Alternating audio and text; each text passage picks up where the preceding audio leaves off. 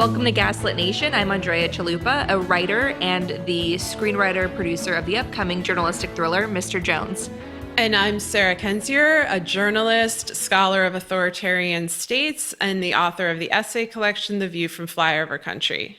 We're here today with Billie Winner-Davis, a social worker and the mother of Reality Winner, an Air Force veteran and the former NSA contractor who provided The Intercept with an NSA report on the Kremlin's hacking of U.S. voting systems at a time when the issue was still largely being debated and the public kept very much in the dark.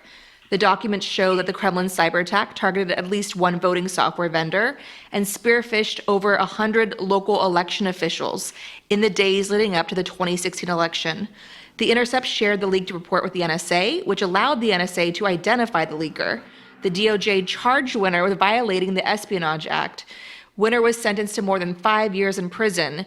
We are very grateful to be joined today with her mother to discuss this immense story and the sacrifice that her daughter made for the public to be made aware of this very serious issue. Welcome to the show, Billie. Thank you so much for having me on. How is your daughter doing? Well, for the most part, she is doing okay. We've had a really rough 2 years. She was denied bail during the pre-trial phase of this experience, and so she was held in a county jail in rural Georgia, which was it was horrifying, the conditions that she was kept under. And then, of course, after the sentencing, she was transferred around the country like they do with the inmates, and so that was pretty frightening for her and for us. And right now she is in a federal facility in Fort Worth, Texas, the FMC Carswell. It's actually, they call it a federal medical center, Carswell, because it has a prison hospital there on the grounds. But she is not in the hospital section of it. She's actually in the prison section of the facility. And how old is she now? She is now 27 years old. Yeah, she was 25 when she was arrested, and she has already spent 2 of her birthdays in jail and prison. And how often do you get to visit her? My husband and I try to travel up once a month, but it's been like every 5 weeks. It is quite a journey for us. We live about 7.5 hours away from Fort Worth. And so we do need to, make arrangements and take off work and travel up. So maybe we should, review some of the facts of the case. And can you tell us, what was Reality trying to achieve when she released those documents? Well, Reality and I have never had an opportunity to have a conversation about what led up to the release of the documents, of course, because everything that we say or do is monitored closely. But I know from the transcript of her FBI interrogation and her confession that basically it came down to a moment of pure frustration with what was going on in the country. Because as we know, during that time frame, on May 9th is when James Comey was fired by Trump. And basically we know that this was an attempt to make the Russia investigation go away. We know at that time that there was, heavy news reporting about, that it's all a hoax, that Trump was trying to convince the country that there was no interference in our election and that's all a hoax. And at that point, Reality's working at the NSA. She sees this document, she prints it, it's on her desk for about a day and a half, and she just, becomes very frustrated and believes that this information needs to be out there in the public, and she doesn't see where anyone else is going to release it, and so she takes it upon herself to release it to us. Yeah, and I want to make clear again that obviously with Mueller's report coming out, we learned even more about the sweeping cyber attacks against our election systems in all 50 states. And that obviously there were reports on a handful of cases in 2016 in the fall, but the authorities were just so reluctant, it clearly seemed, to inform the public that all 50 states were targeted. And even with the revelations in Mueller's report, they still leave you wondering, what else is there to find out about this? What else are they keeping from us? Because this would clearly undermine the integrity of our elections and would further confirm that Donald Trump is an illegitimate president, given that our election was attacked so aggressively and widely by a hostile regime. Exactly. And that's what I ask myself daily. If my daughter Reality had not leaked this one document at that point in time, would we have ever known the truth? Would we have ever known what we know now? Because it appears that our intelligence agencies were not going to release that for whatever reason. You know, we have the Senate Intel Committee. They used the document that Reality released in their investigation, and they admonished the intelligence communities and, you know, basically scolded them for hiding or keeping this information from Congress, from the American people, from everywhere. And so what if she had not released this? Where would we be right now? And I also ask myself, why in releasing this one document did our government persecute her so harshly? You know, when you look at any other cases out there of whistleblowing and you look at what she released and her service record and everything like that, why is it that our government has persecuted her more harshly than anyone else? I guess conclude that it's because they didn't want this information ever to come out. Well, Sarah and I have been viciously attacked for speaking out since day one for Audit the Vote, and I mean that was really got us hit piece after hit piece, and one way that propaganda likes to work is they confuse you. They create a debate so no one even knows what to believe, and there's very much a muddied debate for several months around election hacking, whether it made an impact or not, and some incredibly high-profile, credible journalists and pundits and so forth were so snide in attacking us and just saying, "Oh, this is basically presenting the whole issue as overblown," and that and because we don't have the evidence, because we don't have it all neatly laid out for us on a silver platter of what exactly went down, they like to be dismissive of people who are outspoken on this, and almost to keep a personal image of being level-headed and the adult in the room, when the reality is actually quite terrifying. Is we started off with just a handful of states, and turned out all 50 states suffered cyber attacks in their election systems. And again, what else is there to find out? So I think your daughter did a really great service, especially given that Comey, as FBI director, repeatedly had calls for him to inform the public of how widespread the Kremlin attack was, how serious it was, by Senator Harry Reid, by even other intelligence agencies wanting to go public and so forth. And Comey, opportunity after opportunity, just refused to. And that was the total abdication of his role as FBI director and his role to keep our country safe. So it is frustrating to see someone like James Comey, who let our country down in such a severe way. James Comey, who played such a pivotal role in the decline of democracy in America, the decline of the Western Alliance, all of it, which is not failing to do his job in 2016, just alone on how it came to informing and educating the public on Kremlin's attack. And yet he's out there on a book tour. He's out there in the woods posting these ridiculous photos that he thinks are make him look like Yoda. And he's cashing in on his book. Meanwhile, your daughter, who's young, idealistic from what we've read, and she took a chance. And when that report came out in the Intercept, it was a bombshell. People that either ignored or snickered at myself and Sarah suddenly were like, wow, this is huge. They took your daughter's report that was provided to the Intercept seriously when they weren't taking people like me and Sarah seriously. They took what your daughter did very seriously. And that put a bunch of fuel on that fire and lent a ton of credibility to wow, this is probably worse than we thought. Yeah, and one of the, the things that's remarkable to me about this, Andrea just brought up that Comey went on a book tour, after failing to inform the American public about a threat to our national security. And then meanwhile, we have the actual criminals of this probe. We have people like Flynn, Manafort, Gates, Papadopoulos, either serving relatively minor sentences or no time at all in plea deals that don't seem to have given them anything but personal freedom and the license to carry out more crimes.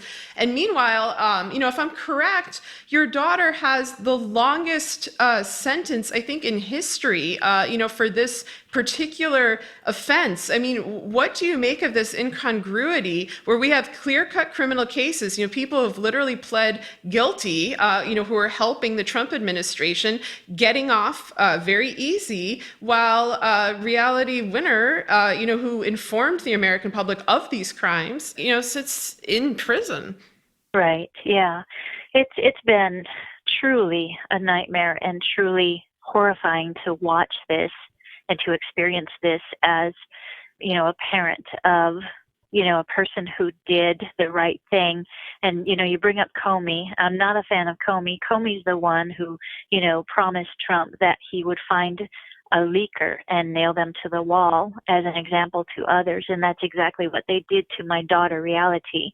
And then, of course, you have Jeff Sessions, who, he applauded when she was arrested and was on, television saying, we found a good one. We captured a good one in Georgia, and her sentence is the very longest sentence that's ever been handed down for this type of offense in the United States. And it's so disproportionate to the actual crime. First of all, I'm very outspoken with regard to them charging her under the Espionage Act. What she did was she leaked one classified document.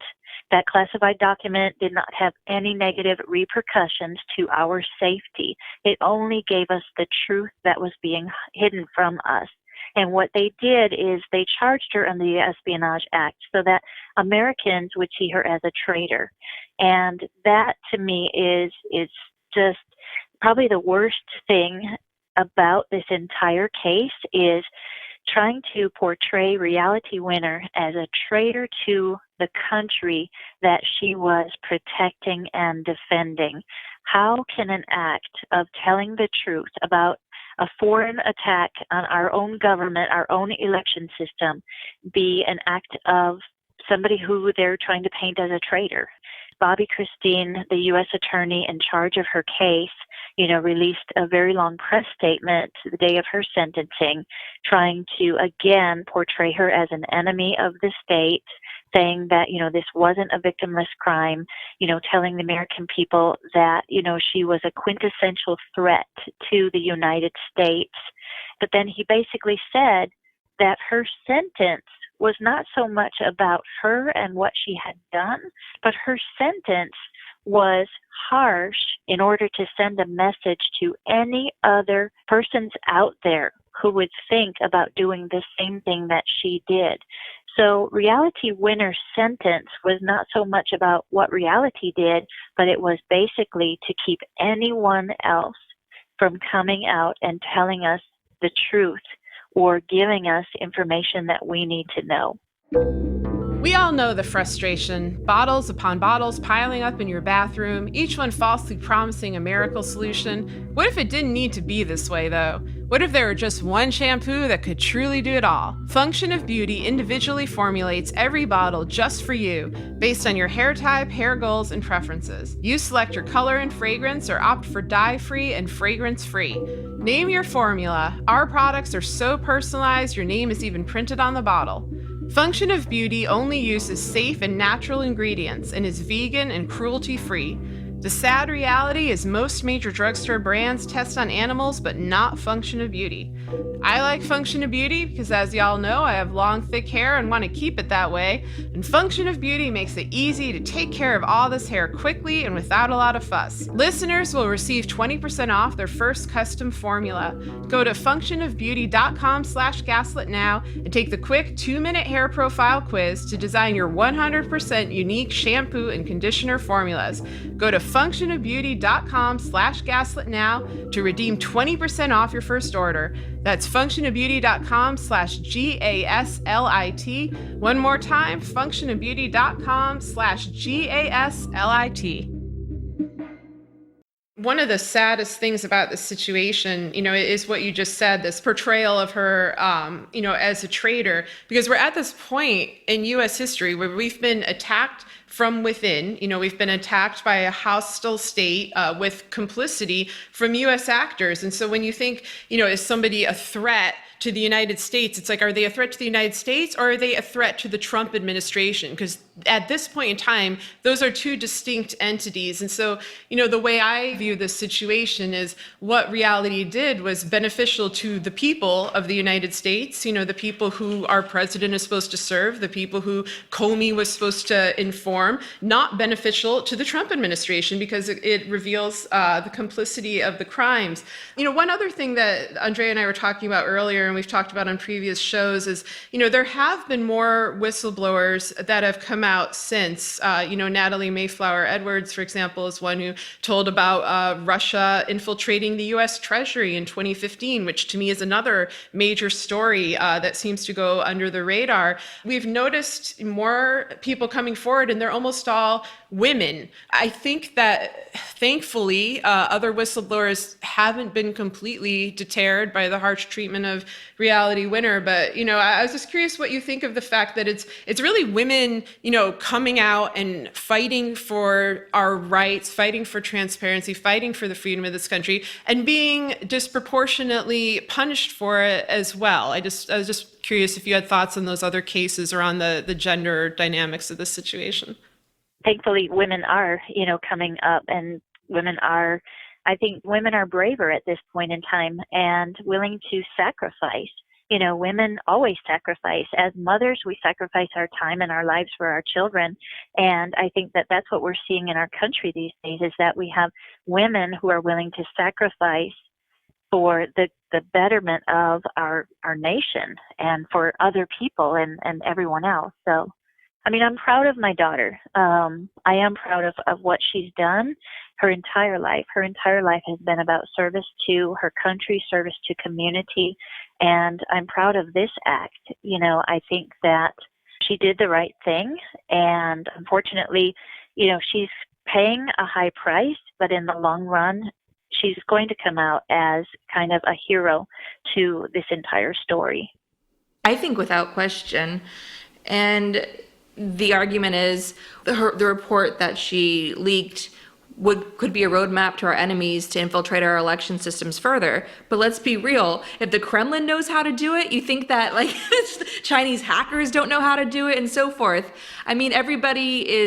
Everybody spies on everybody hacks everybody. It's just that's the 21st century. And that's bad, but it's not caused by revealing that this happened, which is what she did. It had already taken place. She wasn't doing it to aid our enemies, which is what the Espionage Act, of course, would be applied towards. She was doing it to inform the public because she thought that the news was coming out too slow or might not ever come out.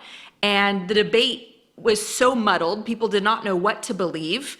The public wasn't being served with how serious this was, and they needed some clarity. They needed confirmation that, yes, this was a widespread, serious attack on our election systems, which are indeed vulnerable, and it was sweeping.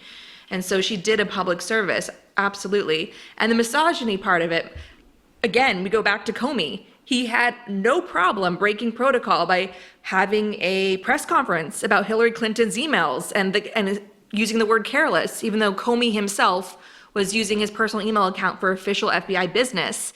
And at the same time, he sent that letter, which statistically has been shown to have made a big impact right before the election, where a letter that anybody would have known would have been leaked, as the Republicans in the House ended up leaking it, saying that Hillary Clinton's email investigation was back on just days before the election. Basically, Comey played a major hand in the October surprise that helped tip the election for Donald Trump.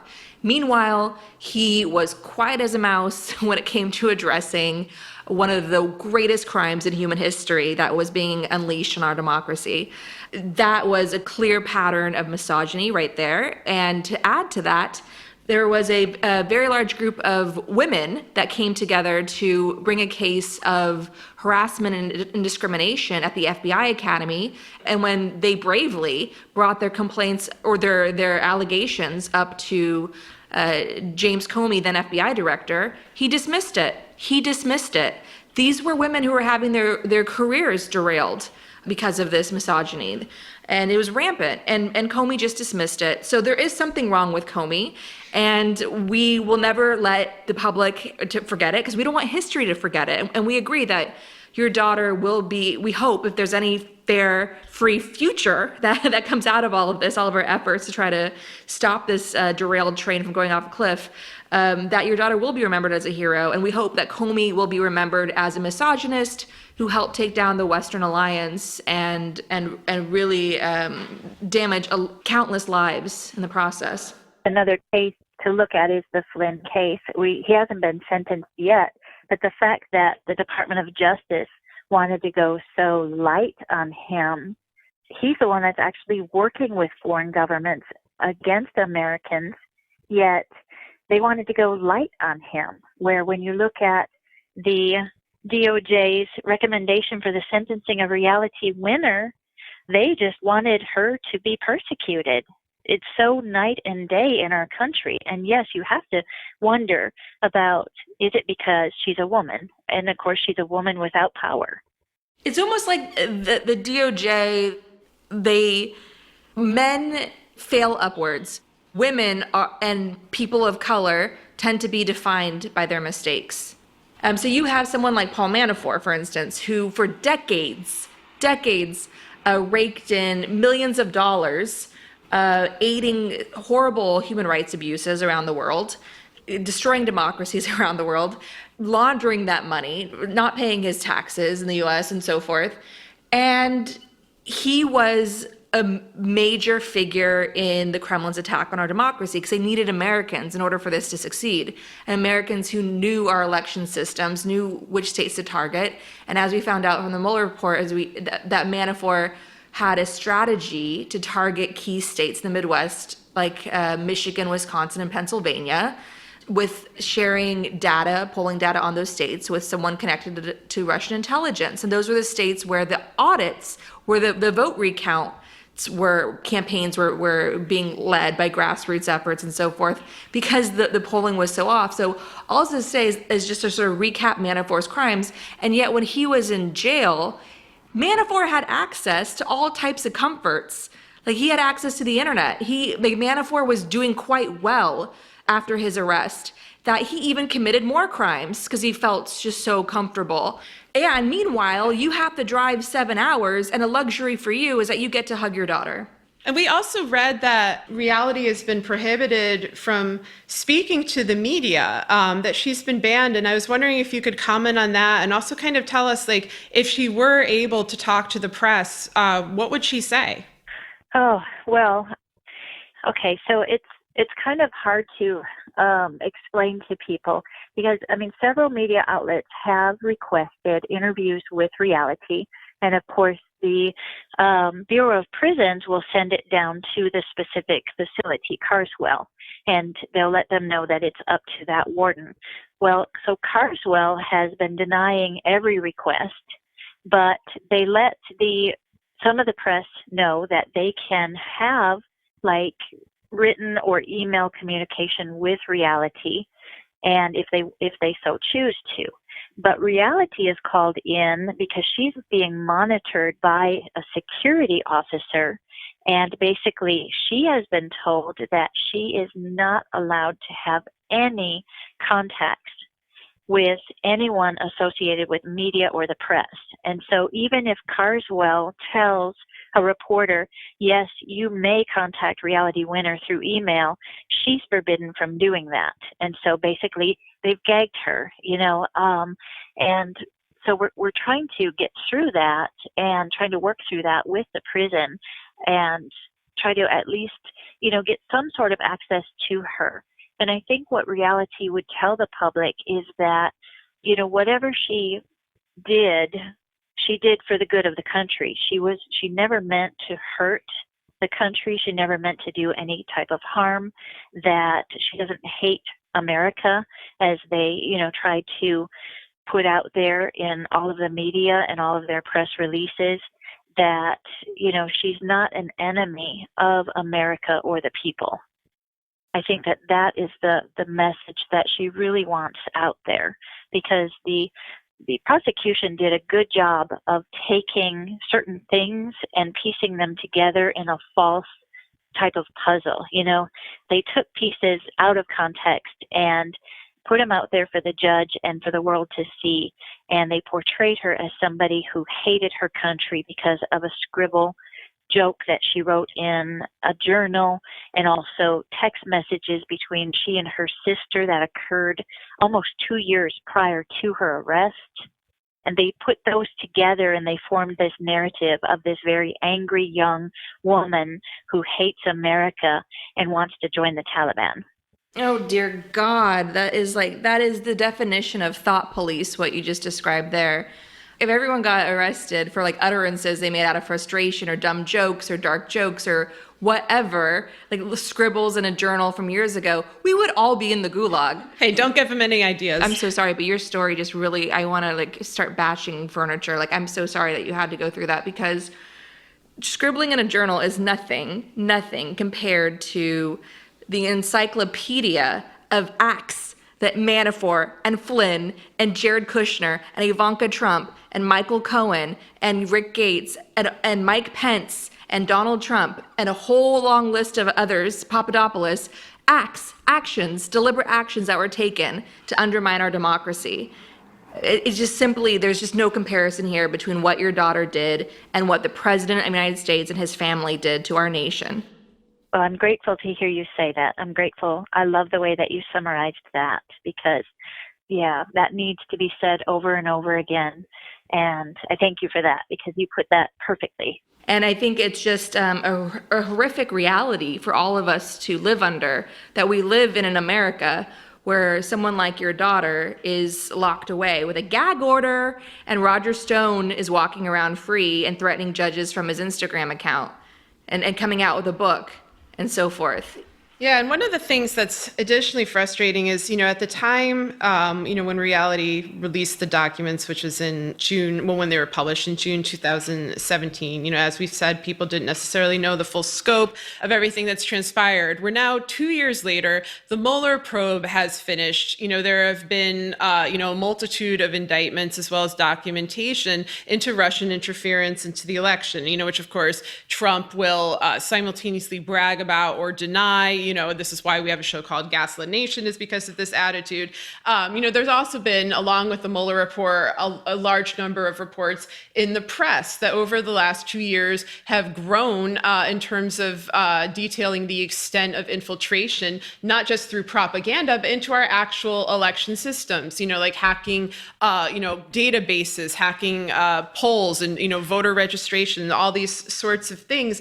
There's been basically a vindication of what Reality did and why she did it. I was just curious if recently, anyone from Mueller's team or from the various congressional committees that are supposed to be looking into this, have they reached out to her? Have they interviewed her, to learn more about what she discovered?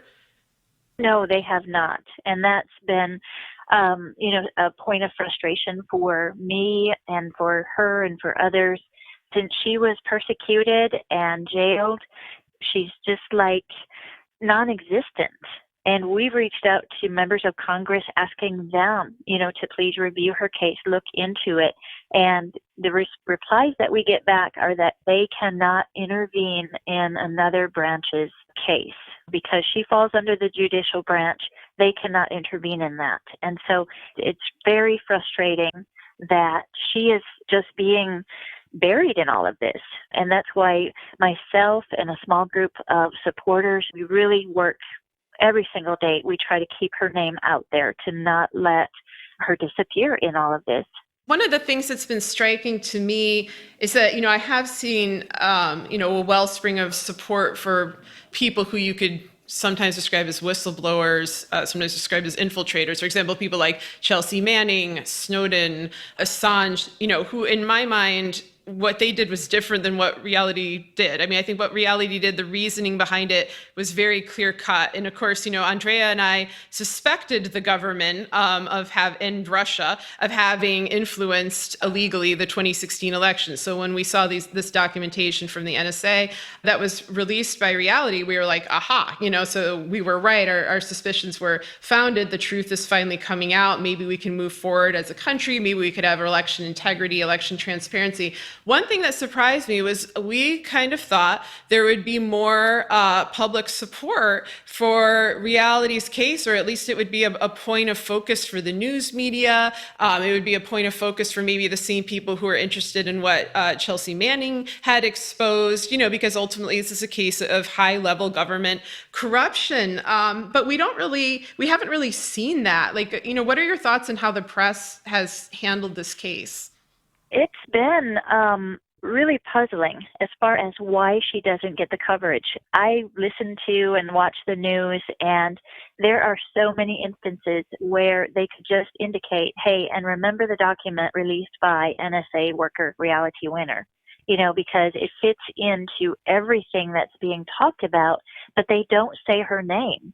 And I know that in the beginning, when she was first arrested and the news was first released, what really made the headlines was her name, because she has a unique name. People made fun of it. People, the news was all about her name. It wasn't so much about what the case was about. And so we've tried really, really hard to make sure that the reality of it, no pun, well, pun intended, the reality of it is out there, that she's a real person and this is a real case, and she's being harshly persecuted by the government for doing something that was in our best interest. And it's puzzling to me why, people like Rachel Maddow, in all of her reporting on the Russian interference, it would be nothing for her to just insert, oh yes, and we know some of this information because Reality Winner released it. It could be just a blip out there, but they failed to do it. The most recent happening was, the CNN, they did a story on reality, and basically, they were reporting as far as why there's kind of like a media blackout as far as getting to her, because they had attempted to interview her in prison and were denied. And so they did this piece, and the piece was scheduled to air on CNN. And it kept getting bumped. In 2 days, it was bumped to 3 different shows, and then it was just completely bumped off. And there's a part of me that understands, the news cycle. They go with what sells. They go with what's dramatic. They go with what's the big news of the day. But to me, it's really kind of frustrating, because when you watch our news today, they report on the same thing over and over and over again with different perspectives and different panels, instead of actually giving us all of the news. That's why Gaslit Nation has to exist. Yeah, we went rogue because you're right, there are topics that they don't want to touch. And honestly, one of the things Andrea and I have noticed is that, hard evidence of election tampering, and by that we don't just mean a bunch of troll accounts or bot accounts spewing out propaganda that can sway public opinion, which, while sketchy, isn't quite as much of a, espionage kind of attack as a foreign country, with complicit American actors possibly tampering with the actual votes. This is what Harry Reid warned about multiple times in 2016. He said they're going to falsify election results. We've never heard from him about what he meant on that. And the closest we've sort of seen, to hard documented evidence was the evidence that your daughter produced. And so, it is remarkable. I think they are afraid of the consequences of this. I think it, of course, calls into question the legitimacy legitimacy of the election, which then, of course, calls into question all of the things that happened after, all the appointments that were made, Supreme Court appointments, lower court appointments, policies that were passed, laws that were, struck down, and laws that were put into place. It makes us question, quote unquote, reality. I get why that would be a threat to them, but it's very frustrating because at the least we should be, able to have a debate about this. Sarah and I have heard from a number of our friends who are experts on national security and related issues that across the media space, including in Hollywood, there's been censorship. There's been this clear paranoia of just certain elephants in the room being too big to discuss. Yeah, not like state censorship, not like the Trump administration says you can't do that, although honestly I've heard cases of that, but like a self-censorship, like a chilling effect, a culture of timidity. But go on. Right, which can be enforced, as we know, from studying authoritarian regimes in a number of ways, including lack of accountability. When you see criminals and accused criminals living above the law, that just sends a chilling message to the rest of us that our laws are working in service to the very powerful and the very corrupt. And to the rest of us, we have to basically fall in line with the new power structure. And so you see people submit to that. And that's definitely, that atmosphere of self-censorship is worsened, is hastened when you have such a rampant lack of accountability for all these crimes and all the accomplices of these crimes and so forth. And when you see whistleblowers like the woman at the Treasury, Natalie Mayflower Edwards, and your daughter, Reality Winner, when you see them suffer so greatly, that of course deliberately sends a chilling effect to the rest of us of you could be next. Be careful what you say, be careful what you engage in, be careful who you book, be careful what books you publish, be careful what you say, because you could be next. And so all of it is done intentionally. You don't have to carry out censorship by dragging someone out of their home and beating them in the street. You can carry it out in all these other ways, as the power structures of corruption seem to clearly be doing. I totally agree with what you're saying. It makes sense. And, throughout the work of trying to build the support for reality as well, we've kind of been censored by some groups. Some groups don't even want us to mention Russia. To me, that doesn't make any sense, but there's so many different groups out there that have different agendas, but the media too. I mean, it's just so weird. They just stay away from her story. Yeah, no, it's obvious. I mean, when Assange was indicted for the Espionage Act, there was a huge rallying of support for Julian Assange, and this is the Espionage Act, the same that put your daughter in prison, and you don't see anybody giving her that same amount of fanfare and all across the political spectrum rallying of support. You see far more support for Julian Assange than you do Reality Winner. Even though he's anti-Semitic and he's a misogynist and an accused rapist by two women. So all of that is to say that we're very frustrated by the hypocrisy here and that your daughter's made us suffer when others are going free. I would just like to remind everybody that Reality Winner is an American, and she's a United States veteran who served and protected.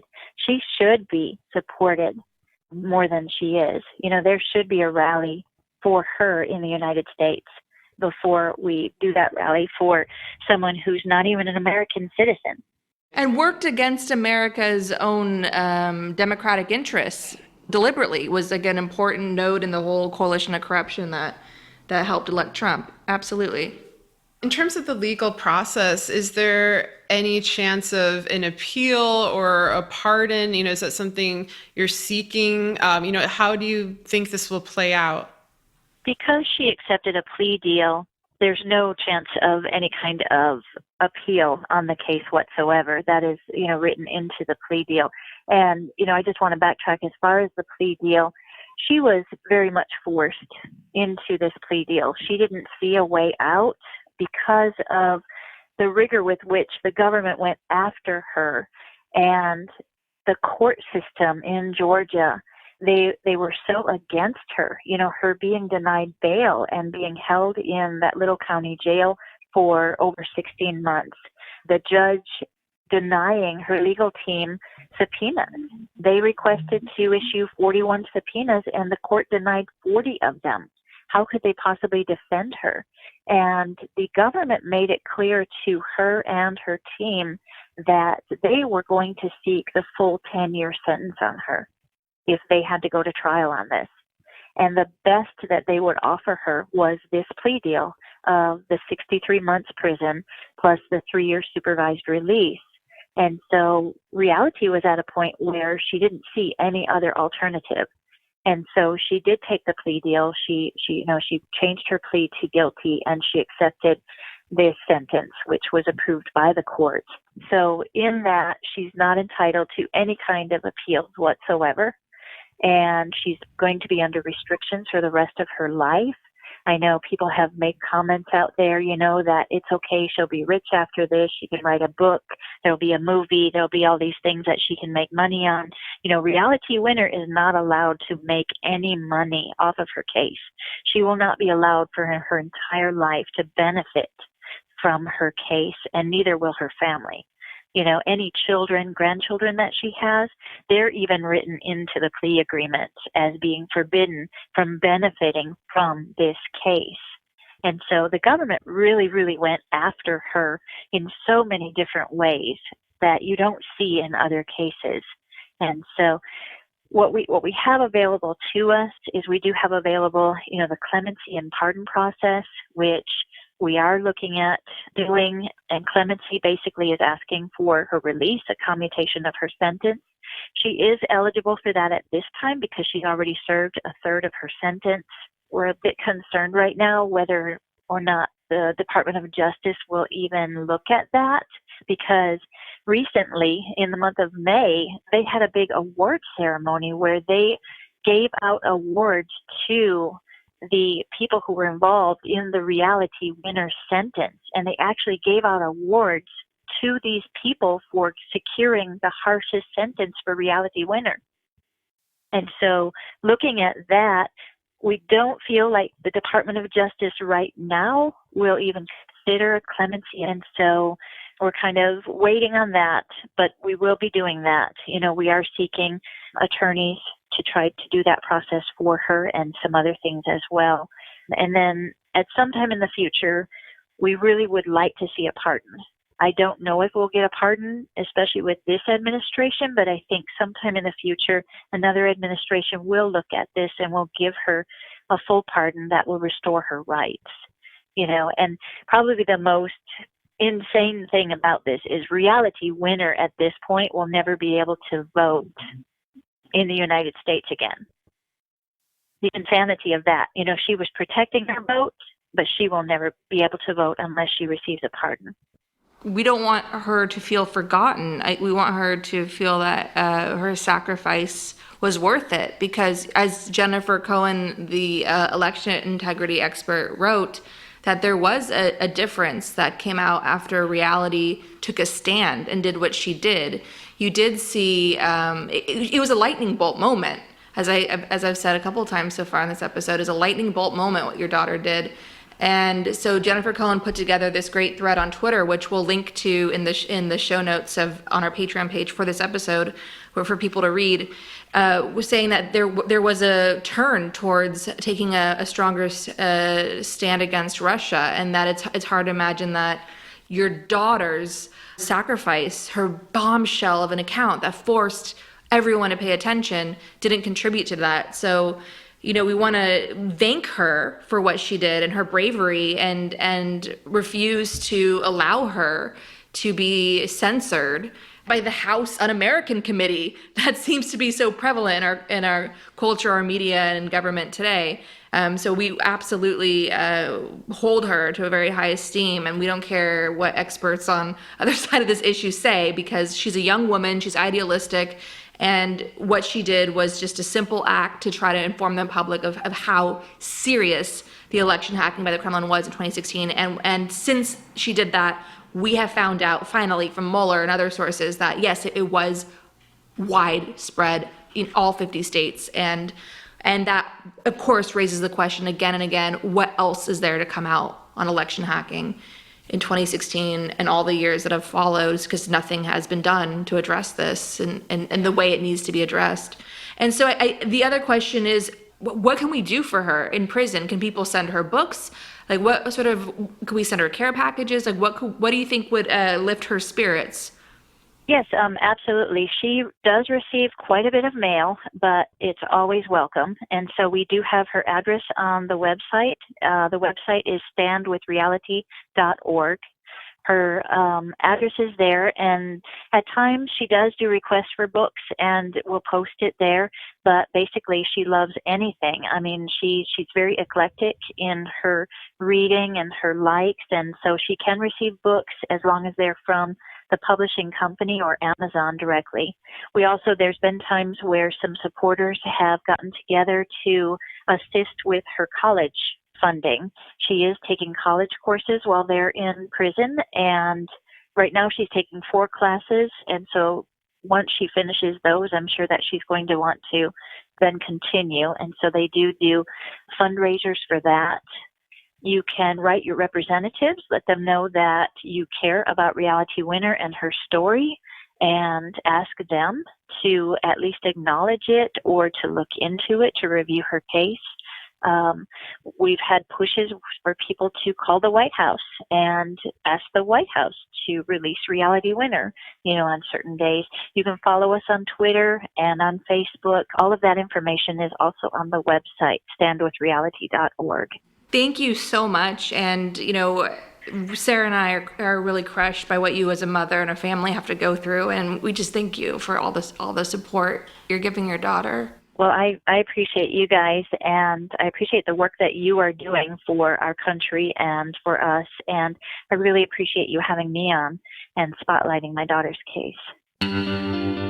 Our discussion continues, and you can get access to that by signing up on our Patreon at the Truth Teller level or higher.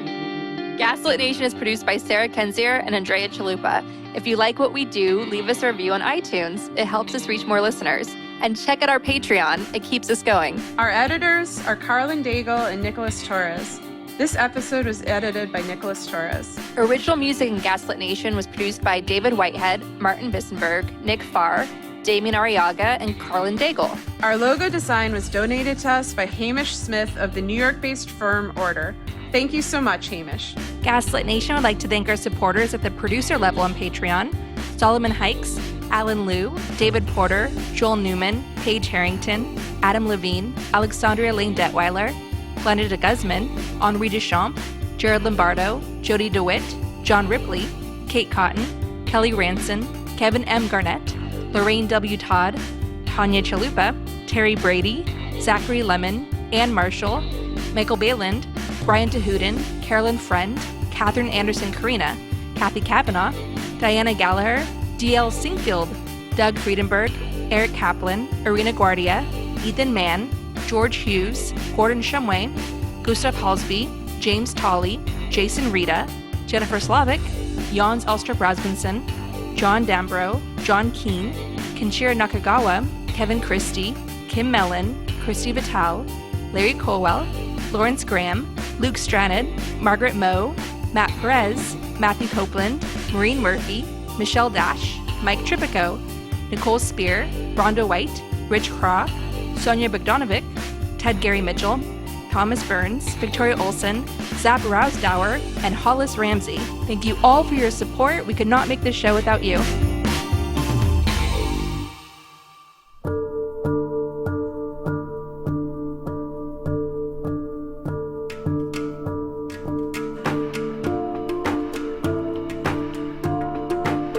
To deal with these abnormal times that we find ourselves in, we here at Gaslit Nation take a strong stance of saying no to savior syndrome. The only thing that's going to get us out of this is self-reliance and holding our leaders accountable. And the only power we have left that we can rely on is grassroots power. To illustrate our point, here's Share, providing a useful metaphor for these times. Rely on no one but your own hard work and dedication. That's the only way out of this. Awaken your inner Share. You said a man is not a necessity, a man is a luxury. Like dessert. Yeah. A man is absolutely not a necessity. Did you mean that to sound mean and bitter? Oh, not at all. I adore dessert. I love men. I think men are the coolest. But you don't really need them to live. My mom said to me, you know, sweetheart, one day you should settle down and marry a rich man. And I said, Mom, I am a rich man.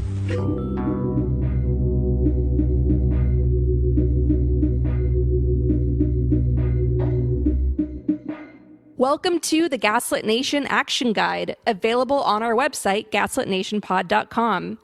Democracy is a lifestyle. Trump is a symptom of the corruption, institutional failure, and indifference that we can no longer tolerate. Okay, so number 1, get a guide. Stride Toward Freedom, the Montgomery Story by Martin Luther King Jr. is an essential guide to self-management, managing others, and building teams. This inspirational case study of resistance, written by a young MLK after successfully leading the Montgomery bus boycott, shows how smart organization took on the authoritarianism of the Jim Crow South. Never forget that MLK was considered a radical in his day, even though there's nothing radical about demanding human rights and dignity. Today, the same remains true. It's not radical or socialist to demand that corporations stop polluting for profits and to call for an end to tax breaks, like for sending jobs overseas, that worsen the income inequality crisis. To help communicate these urgent issues, another essential guide is the all-new Don't Think of an Elephant, Know Your Values, and Frame the Debate by George Lakoff. Number 2 of the Gaslit Nation Action Guide, focus on state races. States decide key quality of life issues, and local candidates help drive votes up ballot for federal races. Every District and Future Now are 2 excellent groups working to build a progressive infrastructure and turn states blue from the bottom up. Get involved by donating what you can, or join or start your own group with their help in your state. We provide on our Action Guide interviews with every district and Future Now. For more background. Number 3, join. Grassroots power is one of the strongest forms of power we have left in America, especially with Mitch McConnell and Trump packing the courts.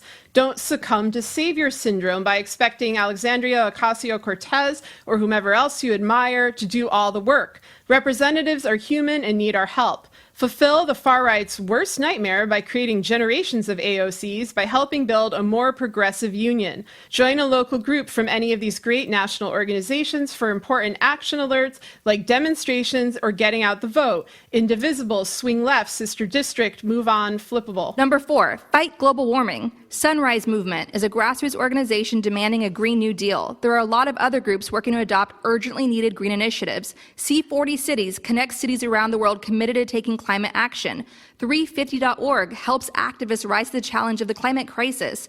And there are more trusted organizations that need our support, linked to on our Action Guide. Number 5, unionize. In the age of Trump, there should be no more fear of starting or joining a union. Just tell your boss that you saw how unions protected workers during the universally unpopular Trump shutdown. Fight for 15 and its local variants are working to ensure a fair wage and strengthen unions in the service sector. Don't know how to get started? Read Organizing to Win, New Research on Union Strategies, and No Shortcuts, Organizing for Power in the New Gilded Age, both of which are linked to on the Gaslit Nation website. Number 6, run for something. There are a lot of great groups out there that demystify the process of becoming a candidate and running a campaign.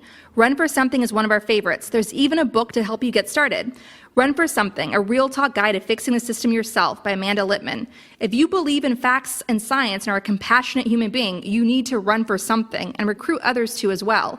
Even if it's a long shot, you can still create urgent conversations and treat your campaign like a platform for discussions you care about, helping bring together like-minded people to work for change even long past the election. Just look at what a refreshing discovery Longshot Mayor Pete has been and all the great work Andrew Gillum continues to do to register 1 million voters in Florida. Number 7, protect the vote. Every District Action Fund just launched a, quote, report card identifying states with enough progressive support in local governments to push through important voting reforms like automatic registration and the abolishment of racist voter ID laws. Is your state on the list? You can click a link and find out. If so, every District Action Fund empowers you to help your state reach the gold standard of voting. Concerned about vote hacking and Ivanka Trump branded voting machines? Yes, that is a thing. Secure Our Vote provides background information and other resources to take action. Other groups to check out are Spread the Vote, Let America Vote, and Project ID, which help people get the information they need to register, vote, and get an ID. And again, these are linked to on our site. Number 8, launch ballot initiatives and laws. Why not launch a ballot initiative? Kate Fahey turned her Facebook post into the movement Voters Not Politicians to end gerrymandering in Michigan. It passed overwhelmingly. We have a link on our action guide for you to read more of her story. Or you could build a grassroots coalition to get a law passed in your state.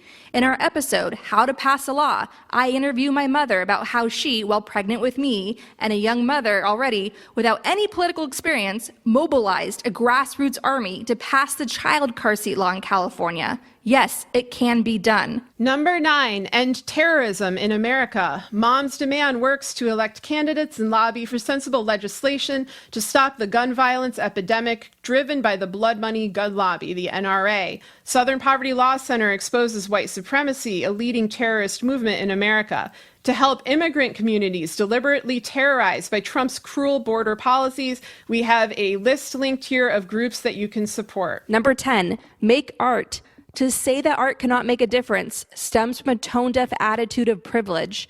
Ukraine's Euromaidan revolution of 2013 to 2014 relied on art and artists of all kinds to sustain protesters living in Arctic cold temperatures and under the threat of government-sanctioned violence.